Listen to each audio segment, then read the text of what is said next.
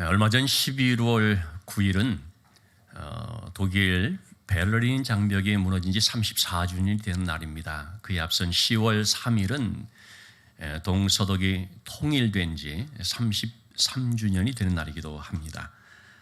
필립 얀시라는 유명한 좀 기독교 저술가죠. 그는 하나님 웬일이세요라는 책에서 기도는 벽을 허물고 도시를 움직인다라는 얘기를 하면서 그 사례로 동서독 간에 29년 동안 가로막혔던 이 베를린 장벽이 무너진 역사적인 사건을 소개를 합니다.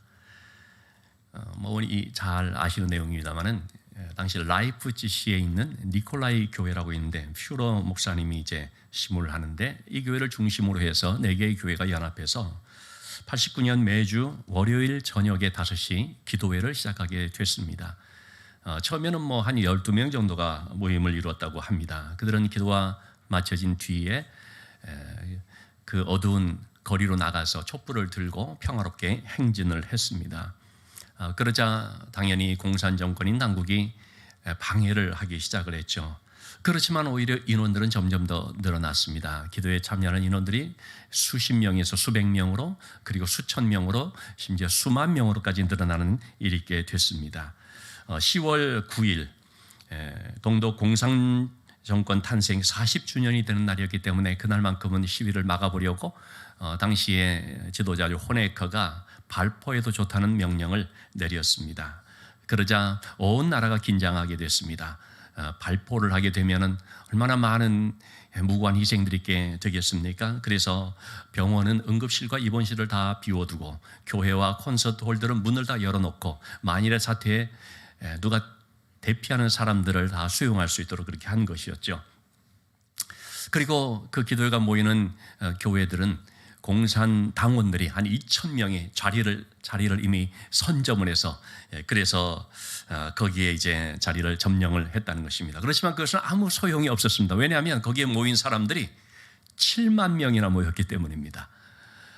그리고 그 다음 주에는 무려 50만 명이 모이게 되었고 그리고 11월 초에는 100만 명이 모여서 그 밤에 촛불을 들고 행진하는 평화로운 행진을 하는 일이 있게 됐습니다. 그러면서 마침내 11월 9일 한밤중에 어느 누구도 예상하지 못하였던 이 베를린 장벽이 무너지는 일이 있게 됐습니다. 지키고 있던 군인들은 전혀 발포하지 않았고 정부 청사 안으로 많은 사람들이 들어가도 그것을 전혀 제재하지 않으면서 너무나 자연스럽게 이렇게 일이 이루어졌고 그로 말미암아 다음 해 10월 3일 드디어 독일이 통일이 됐습니다. 참 우리로 보면 너무 부러운 그런 사건이죠. 이때 일을 당시에 지역이 아마 신문 같은데요, 뉴 리퍼블릭이라고 하는 그런 언론에서 이렇게 보도를 하기를 이렇게 말했습니다. 기도가 정말로 산을 움직일 수 있는지는 모르겠지만 라이프치히의 대중들의 마음을 움직인 것은 틀림없는 사실이다. 기도가 그 마음들을, 백성들의 마음을 움직여서, 대중들의 마음을 움직여서 그렇게 한 역사를 이루는 일이 있게 됐습니다. 그리고 나서 도시 전역에 큼지막한 현수막들이 걸렸는데 거기에 써있는 글귀는 우리는 교회에 감사한다 라는 그런 글이었다고 합니다. 여러분, 이 도시에서 교회를 향해 감사했던 이유가 무엇 때문입니까? 기도했기 때문에. 교회가 기도하니까 여러분 도시가 변화됐습니다. 교회가 기도하니까 하나님이 들으셔서 놀라운 역사가 일어나게 된 것입니다. 교회가 기도하면 무언가가 일어납니다. 오늘 본문의 말씀은 교회가 기도할 때 하나님이 어떻게 역사하셨는지를 잘 보여주는 귀한 말씀입니다. 자, 우리 지난 시간에 사도행전 11장의 말씀을 통해서 이방 땅 안디옥에서 복음의 역사가 흥왕하게 일어나게 되자 주의 손이 함께 하셔서 많은 사람들이 교회로 들어오게 되었고 그로 말미암아 이 안디옥 교회에서 최초로 듣게 된 말이 그리스도인이다라는 그런 말씀을 봤습니다. 그리스도인, 정말 우리 믿는 사람들에게 가장 적합한 호칭이에요. 이 사람은 그리스도의 사람이다라고 말해지는 그 말이 이방 안디옥 교회에서 처음으로 붙여졌다는 거죠. 그럴 정도로 이 복음의 역사가 흥왕하게 되어지고 있을 때에 이방 땅에서는 그런 놀라운 하나님의 역사들이 일어나고 있었는데, 그런데 모 교회인 초대교회 예루살렘 교회에는 또 엄청난 대핍박이 일어나고 있었습니다. 1, 2절의 말씀을 보시면 당시에 헤롯 왕이 손을 들어서 교회 중에 있는 몇 사람을 해하려고 했고, 그 중에 특별히 당시 초대교회 지도자 중에 한 명이라고 할 수 있는 제자 사도인 야고보를 칼로 죽이는 그런 일이 있게 됐습니다. 헤롯은 이 공권력이라는 걸 가지고서 교회를 박해하는 그런 손길을 뻗친 것입니다. 때문에 이 헤롯의 손이라고 하는 것은요, 교회를 무너뜨리려고 하는 악한 권세라고 할 수 있고, 그 배후에는 악한 영이 있는 것이죠. 우리가 성경에 보면 헤롯이라고 하는 이름을 여러 차례 보게 되는데요, 주님이 태어날 당시에 그 헤롯은 이제 일명 헤롯 대왕이라는 말을 듣는데, 이 헤롯 대왕이라는 사람이 죽은 후에 그 유대 나라, 지금의 팔레스타인 땅은 헤롯의 세 아들에 의해서 분할 통치를 하게 됩니다. 그래서 유대 땅 남쪽 부분은 이제 헤롯 아켈라오, 이 헤롯 아켈라오가 너무나 악명이 높아서 그래서 그를 폐위시키고 빌라도로 하여금 직접 통치를 하게끔 만들었죠. 어쨌든 이 남부 지역은 헤롯 아켈라오가 통치를 하고, 그리고 위쪽의 갈릴리 지역은 헤롯 안티바라고 하는 세례 요한을 죽인 장본인이죠. 헤롯 안티바가, 그리고 유대 땅 북동쪽, 동쪽의 좀 위쪽인 북동쪽은 헤롯 빌립이 통치를 했는데, 본문에 나오는 이 헤롯은 그 다음 세대인 헤롯 아그리빠 1세라고 하는 사람입니다. 헤롯 아그리빠도 참 야고보를 죽일 정도로 너무나 악한 그런 일을 한 사람이죠. 유대인의 역사인 요세푸스에 따르면 원래 이 헤롯 아그리빠가 그런 사람이 아니었는데, 그런데 정통성이 없으니까 이들은 이두메인 출신들이거든요. 그래서 유대인들에게 뭔가 좀 인기를 얻으려고 하니까, 그러니까 이제 이런 무리수를 좀 두게 된 것이죠. 그래서 유대인들이 교회를 싫어하는 것을 보고서 교회 지도자 중에 한 명인 야고보를 죽이게 된 것이었고, 우리 3절에 말씀 나오는 것처럼, 자, 그걸 보고서 유대인들이 너무 기뻐하니까, 그러니까 내가 지금 잘 죽였구나 싶어가지고 그들의 그 유대인들의 환심을 더 사기 위해서 이번에는 가장 참 리더라고 할 수 있는 베드로마저도 죽이려고 베드로를 잡아 결박하는, 가두어 두게 되는 일이 벌어지게 됐습니다. 여러분, 베드로가 잡혀서 이제 얼마 없어 죽을 수 있는 이런 상황이 처하게 되자 교회는 얼마나 충격과 두려움에 빠졌을까요?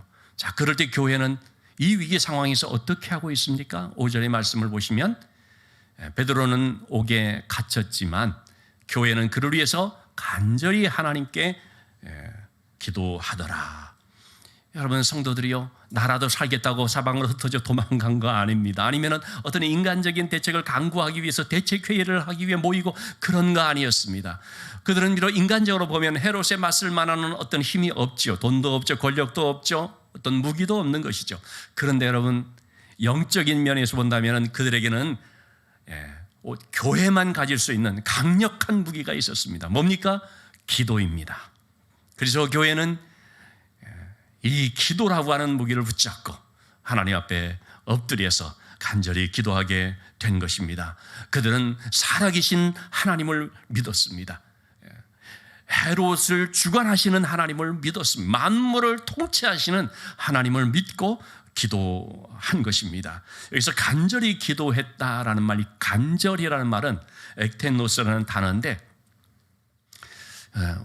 그 풀어서 좀 설명한다면 에너지를 다 쏟다, 이런 뜻이라고 합니다. 한마디로 말해서 완전히 진액을 쏟는 것입니다.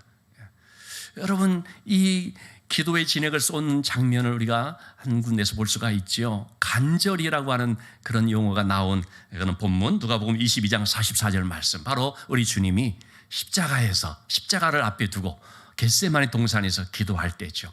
주님이 그 기도의 모습은 한마디로 말해서 땀이 땅에 떨어지는 핏방울 같이 되더라 그랬습니다. 얼마나 진액을 쏟았으면, 여러분 사람이요 아주 극심한 그런 형편 속에서 온 힘을 쏟게 되면은 모세 혈관이 터지면서 피가 맺혀지는 일들이 있다고 합니다. 생리학적으로도 세포적으로도 그렇게 된다고 합니다. 그만큼 예수님께서 온 힘을 다해서 기도를 했는데요, 하나님의 뜻에 순종하기 위해서 전심을 다해 하나님 앞에 엎드리게 되는데, 이게 뭐냐면 간절이라고 하는 말이죠. 지금 예루살렘 교회도 마찬가지입니다. 교회가 지금 사느냐 죽느냐 이 갈림길에서 사활을 건 기도를 한 거죠. 그래서 온 힘을 쥐어짜내면서 에너지를 다 쏟으면서 하나님 앞에 절박한 심령을 엎드려 기도하게 됐습니다. 여러분, 우리는 어떤 문제 앞에서 어떤 위기를 만나게 되었을 때 이러한 영적인 시스템이 작동이 돼야 됩니다. 말씀을 붙들고 기도하는 영적으로 우리가 대처해 나갈 수 있어야 됩니다. 그런데 평소에는 좀 그렇게 하다가 어떤 위기를 만나면 기도가 중단되는, 말씀을 놓아버리는 경우들이 있습니다. 더 기도해야 될, 정작 하나님께 나와서 엎드려야 될 그때에 오히려 연약해져서 기도하지 못하고 주저앉아 버리는 경우들이 있을 수가 있죠. 왜 그렇겠습니까? 불안과 두려움 때문입니다. 우리 심령 속에 우리의 마음을 장악한 이 불안과 두려움 때문에 주저앉아 버리는 경우들을 많이 보게 됩니다. 여러분, 사탄이 베드로를 가둔 이유가 무엇 때문이었을까요? 교회로 하여금 두려움과 낙심이라는 감옥에 갇혀서 믿음이 꼼짝하지 못하고 믿음이 작동되지 못하게 하려고 했던 것이었습니다.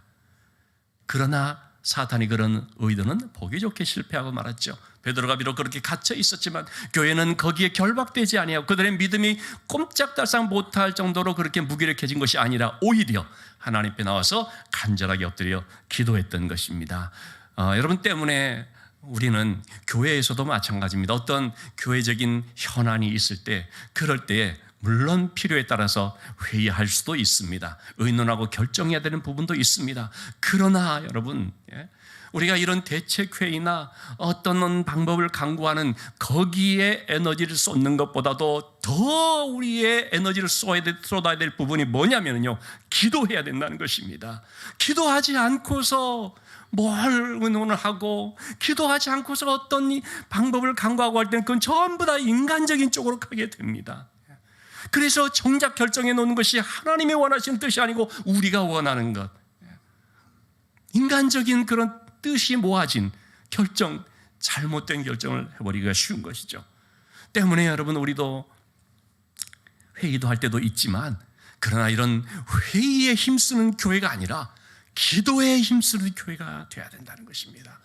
우리의 가정에 있어서도 우리의 개인의 삶에 있어서도 마찬가지입니다. 고민하고 어떤 누구를 찾아다니고 누구를 의지하고 이런 데에 힘을 쏟는 것이 아니라 간절히 에너지를 쏟는 것이 뭐냐? 기도하는데, 하나님 앞에 엎드려서 하나님의 도우심을 구하면서 하나님의 손을 붙잡는 데 힘을 쏟아야 된다는 것이죠. 여러분, 그러한 교회와 그러한 가정에, 그런 삶에 하나님이 함께 해 주시는 것입니다. 그런 가운데 있을 때 하나님께서 놀라운 그런 은혜를 체험하게 하시는 거죠. 자, 우리가 이 말씀을 통해서 또 한 가지 볼 수 있는 것은 뭐냐면, 성도들이 기도를 하는데 누구를 위해서 기도합니까? 그를 위해서 기도했다고 했습니다. 베드로를 위해서 기도했다고 했습니다. 여러분, 기도를 안 해줘도 될 사람은요 아무도 없습니다.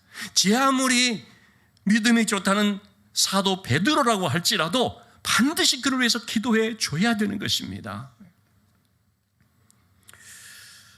여러분, 우리는 누군가가 아픔이 있을 때, 어려움을 당했을 때, 그게 무엇 때문인가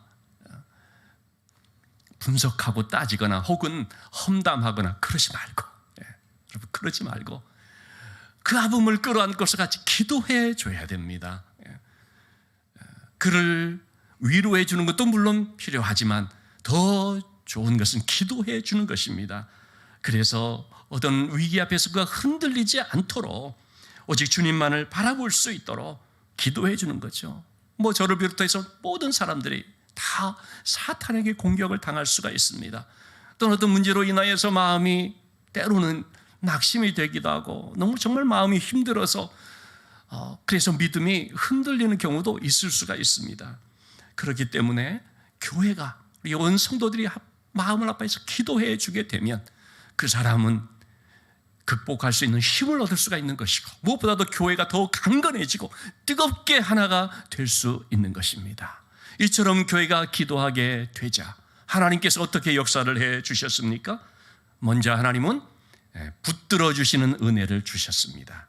6절의 말씀을 보면 베드로가 두 군인 틈에서 두 쇠사슬에 매여 있다고 했습니다. 한마디로 꼼짝 못하도록, 옴싹달싹 못하도록 옆에 그냥 꽉 끼어가지고 붙잡고 있는 것이죠. 사도행전 5장 18절 19절에 보면 이 사도들이 종교 지도자들에 의해서 한 차례 옥에 갇혀진 일이 있었지 않습니까? 사도들을 잡아 옥에 가뒀는데, 그런데 주의 사자가 밤에 와서 사도들을 슬그머니 그냥 빼내준 적이 있습니다. 사도들은 유유히 감옥을 나왔던 거죠. 그런 일들이 아마도 좀 그런 일이 있었으니까 그런 걸 좀 염두에 두고 이번에는 절대로 빠져나가지 못하도록 한다고 아마 철통같이 경비했을 거예요. 엄중 감시했을 거예요. 아주 그냥 강력하게 결박을 했을 것입니다. 여러분, 그런 상황에 있으면, 그리고 더군다나 이제 내일이면 끌려나가서 죽을 수 있는, 그래도 안 죽을 거야 그런 생각을 할 수가 없죠. 왜? 야고보가 죽었으니까. 그런 아주 불안할 수 있는, 공포에 떨 수 있는 상황인데 베드로는 지금 어떻게 하고 있느냐 하면 오늘 본문을 보시면 아시는 것처럼 잠을 자고 있는 것입니다. 어쩌면 이런 상황에서 잠이 올 수 있습니까?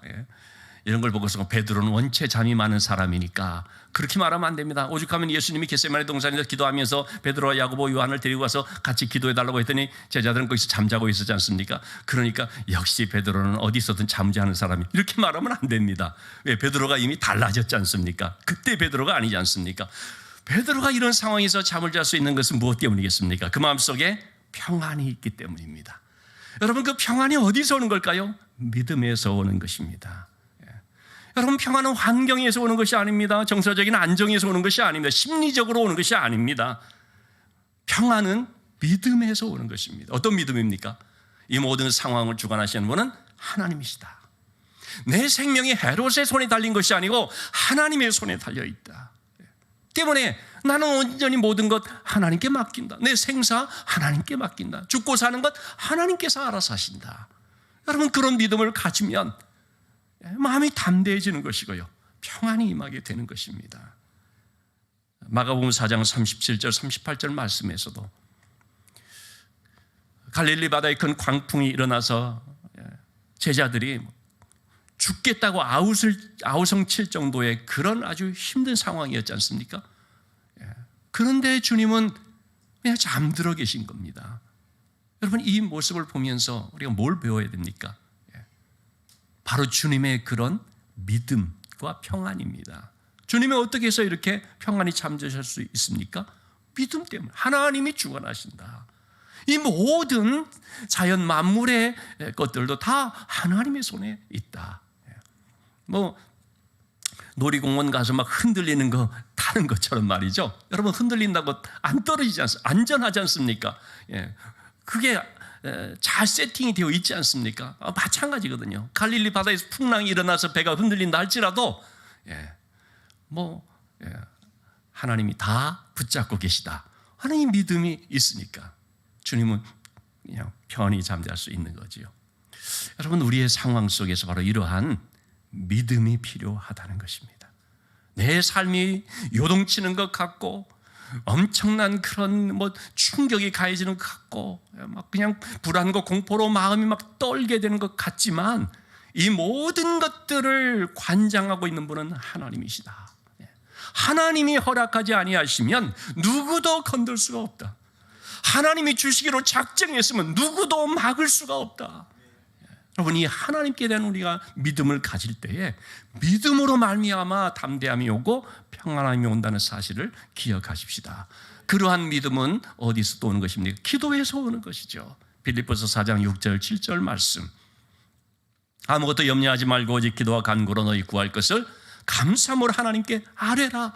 하나님 앞에 기도하고 모든 문제를 맡기고, 그럴 때 하나님께서 하나님의 평강으로 그리스도 예수 안에서 너의 마음과 생각을 지켜주시리라 약속해 주셨습니다.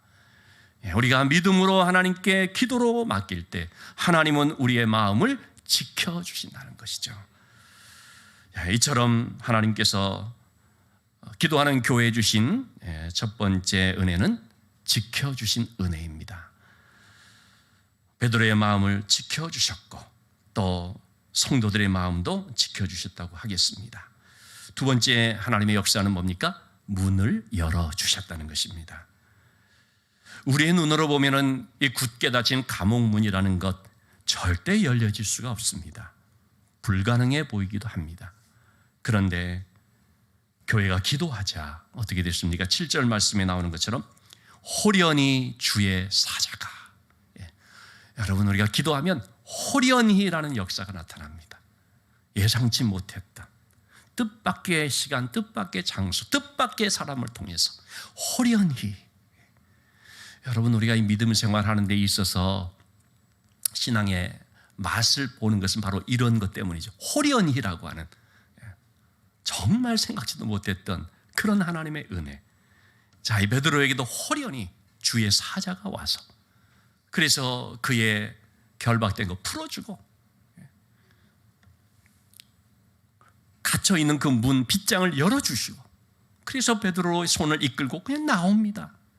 베드로가 아주 참 환상인가 싶을 정도로 얼떨결에 이렇게 나오게 되죠. 그리고 결국 쇠문이 열리고 자유의 몸이 됩니다. 여러분 옥문을 열어 제낀 것은 베드로의 어떤 권능이나 경건의 능력이 아닙니다. 주께서 11절 말씀에 나오는 것처럼 주께서 천사를 보내요 헤롯의 손에서 유다 백성의 모든 기대에서 벗어나게 하신 줄을 알았노라, 알겠노라. 누가 했습니까? 주께서라는 것입니다. 바울이 빌립보 감옥에 있을 때도 마찬가지입니다. 하나님께서 바울의 마음을 지켜주시니까, 억울한 누명을 쓰고 감옥에 갇히고 매를 맞고 착고에 세워진 그 상태입니다마는 하나님이 그 마음을 딱 지켜주니까 바울이 어떻게 될 수 있었습니까? 기도하며 찬양할 수 있었습니다. 하나님께서 그 마음을 붙들어 주시 아니하시면 기도하고 찬양한다는 것 어렵죠. 하나님께서 그렇게 인도해 주신 것입니다. 먼저 기도하고 찬양할 수 있도록. 그리고 때가 되니까 어떻게 됐습니까? 감옥문이 열렸습니다. 그리고 간수의 가족을 구원하는 놀라운 은혜가 있게 됐죠. 요셉도 마찬가지입니다. 요셉도 억울한 누명을 쓰고 감옥에 갇혔습니다. 그러나 그 감옥에서 세월을 한탄하면서 사람들을 원망하면서 요셉이 지낸 것이 아닙니다. 하나님이 요셉의 마음을 지켜주신 거죠. 내가 너와 함께한다. 이 믿음을 가지고 요셉은 그 감옥 속에서 죄수들을 섬깁니다. 그리고 또한 인내합니다.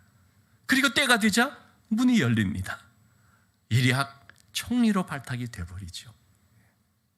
감옥에 있었던 이러한 믿음의 사람들에게 하나님께서 역사해 주신 것은 두 가지의 은혜. 먼저 지켜주시고 그 가운데 잘 지낼 수 있도록 마음을 붙들어 주시고 그리고 때가 되니까 열어주시는, 여러분 우리의 삶에도 마찬가지입니다. 감옥 같은 형편이 있을 수가 있습니다. 풍랑 있는 바다 같은 상황이 우리에게 있을 수가 있습니다. 그런데 이러한 가운데 하나님께서 먼저 우리를 지켜주신다는 것을 기억하십시다. 우리의 마음과 생각을 다 붙들어 주셔서 그 상황에서 담대할 수 있도록, 상황은 여전히 변화무쌍하게 우리를 둘러싸 우리를 엄습해 온다고 할지라도 그럼에도 우리의 마음의 중심은 평안한 바다처럼 잔잔한 물결처럼 그렇게 하나님이 우리를 지켜주시고 그 다음에 그 가운데서 우리가 기도하며 찬송하며 나갈 때 때가 되면 열어주시되, 그냥 열어주시는 게 아니죠. 그동안에 쌓아두던 은혜를 한꺼번에 쏟아주듯이 그렇게 놀라운 일들이 일어나게끔 열어주시는 그런 일들이 있게 되는 것입니다. 우리가 그런 하나님을 바라보고 의지하면서 나갈 수 있어야 되겠습니다. 여러분 여기서 우리가 한 가지 말씀 가운데 한번 좀 생각했으면 하는 것은 야고보는 죽었지만 베드로는 나왔다라는 거죠. 여러분 누구는 그러면 죽고 누구는 왜 또 살려주는가? 무엇 때문인가? 우리가 그런 쪽으로 질문할 필요는 없습니다. 왜냐하면 하나님께서 다 사명을 따라서 역사하시기 때문이죠. 야고보는 야고보의 사명이 거기서 끝난 것이고 베드로는 조금 더 해야 될 사명이 있기 때문에 그래서 베드로를 좀 더 사용하시는 시간을 주신 거죠. 결국은 베드로가 어떻게 됐습니까? 전해져 내려오는 말에 따르면 베드로가 거꾸로 십자가에 못 박혀 죽었다. 사실인지 아닌지는 모릅니다. 다만 베드로가 순교를 하죠. 베드로도 조금 더 있다가 순교한 것뿐입니다. 여러분, 우리가 하나님의 특별한 은혜를 받았다고 한다면 그것은 자기 자랑하라고 또는 자기 만족을 위해 살라고 그렇게 주어진 것이 아닙니다. 사명을 위해서 주어졌다는 것입니다. 우리에게 시간이 주어졌다면 사명을 위한 것이고, 재능이 주어졌다면 사명을 감당하도록 하기 위함인 것이고, 특별한 하나님의 은혜를 체험했다면 그걸 통해서도 하나님의 사명을 잘 감당하도록 하기 위함이라는 사실을 꼭 기억하실 수 있기를 바랍니다. 오늘 우리 찬양 예배 때 임직 예배를 드립니다. 우리 최인기 집사님을 우리 성도님들의 그런 이제 합의에 의해서 선출하여 우리 장로님으로 세우게 됐습니다. 장로님의 직분을 받게 된 이것은 무엇 때문입니까? 사명을 위해서라고 하는 것이죠. 항상 우리에게 주어진 모든 것들은 다 사명으로 귀결된다는 사실을 우리가 꼭 기억하십시다. 그래야지 우리가 하나님 앞에서 쓰임받는 삶이 되는 것이고, 의의 열매를 맺고 건전한 신앙생활의 열매가 나타날 수가 있는 것입니다. 자, 오늘 본문에 보면은 두 개의 손이 나오는 것을 볼 수 있습니다. 하나는 악한 손이고 또 하나는 선한 손이라고 하겠습니다. 악한 손은 성도를 박해하고 무너뜨리려고 하는 헤롯과 같은 자의 손, 우리 성도들을 어떻게든지 힘들고 고통스럽게 하는 그런 악한 영의 역사라고 볼 수가 있죠. 근데 여러분, 그것만 있는 것이 아닙니다. 항상 인생은요, 투 트랙입니다. 모노 트랙, 한 길이 아니고요. 항상 우리의 삶에는 두 개가 같이 있습니다. 하나는 시련, 하나는 도우심입니다. 하나는 악한 자의 손, 우리를 어떻게든지 넘어뜨리려고 하는 그런 역사들이 분명히 있죠. 그러나 반면에 또 하나의 손 뭡니까? 우리를 붙잡으시고 우리를 지켜주시고 우리를 이기게 해주시는 주의 선한 손이 있다는 것입니다. 그러면 우리는 무엇을 더 바라봐야 됩니까? 악한 자의 손이 우리에게 있지만, 그로 인하여서 때로는 불안과 염려가 우리에게 있을 수가 있지만, 그러나 나를 도우시는 주의 손을 바라봐야 된다는 거죠. 주의 그 손을 우리가 붙잡아야 된다는 것입니다. 우리가 그 주의 손을 붙잡는 것이 결국 뭡니까? 기도하는 것입니다. 그렇기 때문에 여러분, 세 개의 손이 있습니다. 악한 자의 손이 있고, 주의 선한 손이 있고, 또 하나의 손은 뭡니까? 우리의 기도의 손이 있습니다. 기도의 손을 가지고 나갈 때 그 손이 바로 강력한 힘이 있는 것이고 가장 아름답고 선한 열매를 맺는 삶이 되는 것입니다. 앤드류 머리라는 영성신학자는 기도에 대해서 이렇게 표현을 했습니다. 기도는 인간의 무능과 하나님의 전능하심이 연결되는 고리다.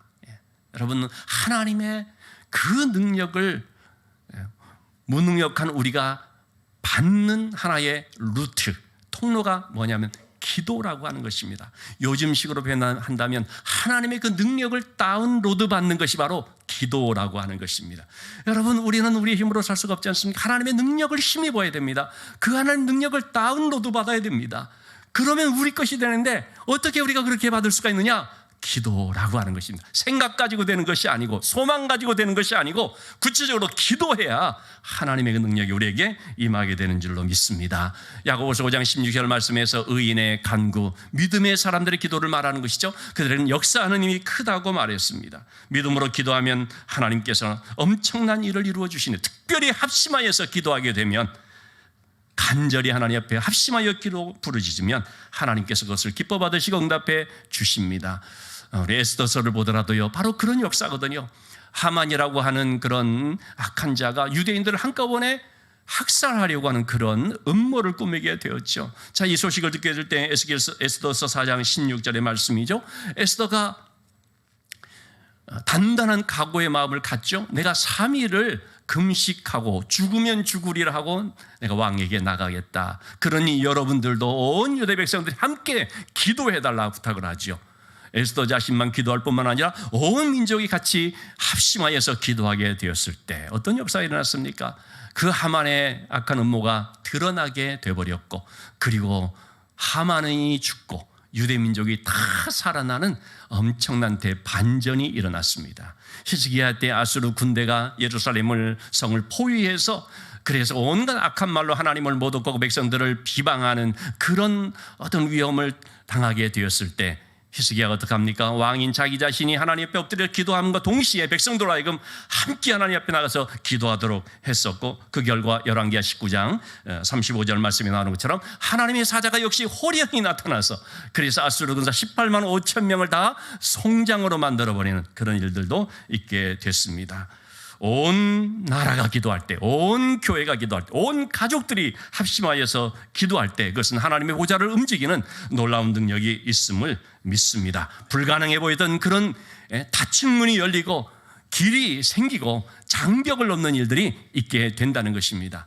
어제 제가 개원 예배를 좀 드리러 갔습니다. 우리 임성민 집사님이 금년 초에 자녀 교육 때문에 부득불 방배동으로 이제 이사를 가게 되었는데요. 뭐 진작에 이제 작년부터 저에게 계속 기도 부탁을 했던 것이 특별히 뜻을 품고 병원을 좀 개원을 하게 됐습니다. 그냥 작은 병원이 아니고 무려 한 1,500평 정도 되는 4, 5개 층을 함께 쓰는 빌딩을 매입해서 그래서 병원을 이루는데 직원들만 한 100여 명, 의사 선생님들만 한 8명, 그럴 정도로의 큰 이제 병원을 이루게 된대요. 뭐 워낙 큰 일이다 보니까 한 몇 개월이면 될 줄 알았는데 2년여의 시간이 지났습니다. 그 과정 속에 많은 어려움들이 있어. 될 것 같은데 안 돼요. 허락이 된다고 했는데 안 떨어지고, 또 자꾸 대출이 발생해야 되는데 안 되고, 뭐 이러한 것들을 통해서 마음고생도 심했지만 결국은 기도하는 시간을 가졌던 거죠. 그래서 뭐 저도 그렇고 또 우리 저희가 장로님들이 부탁하면서 계속 많이 기도했습니다. 그리고 이번에 개원을 하게 되어서 어제 우리 장로님 몇 분 같이 가서 개원 예배를 드렸습니다. 그 얘기를 하면서 좀 소감을 이제 얘기하는데, 이 얘기를 이렇게 딱 시작하려다가 목이 메어가지고 말을 못하는 거예요.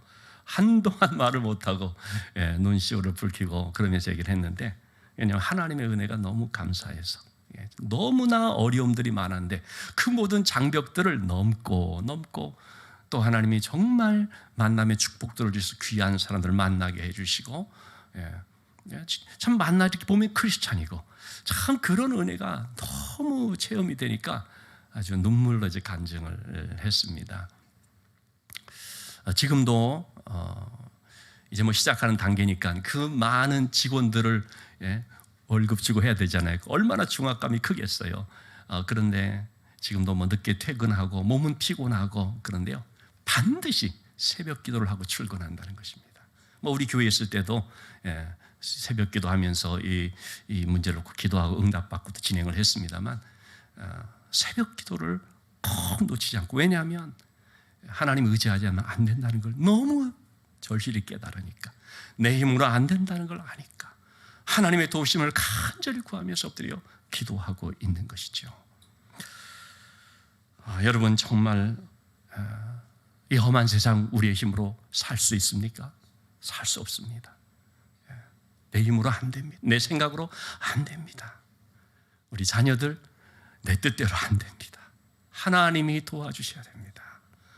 그래서 하나님을 의지해야 됩니다. 마음속에 근심이 하나님께 나와서 아뢰어야 됩니다. 아마도 이때 당시 초대교회 성도들이 지금과 같았으면 부를 찬양이 저는 반드시 내가 너를 축복하리라, 그런 찬양이 아닐까 싶습니다. 두려워 말라, 낙심하지 말고 실망하지 말고 부르짖어라. 여러분, 우리의 일상의 삶 속에서 주의 손을 굳게 붙잡는데, 하나님을 피난처로 삼는데, 그것은 하나님을 의지하며 기도하는 삶임을 기억하고 하나님께 부르짖어 기도하는 가운데 놀랍게 역사하신 은혜를 체험하는 삶이 되기를 주님의 이름으로 축원합니다. 기도하시겠습니다.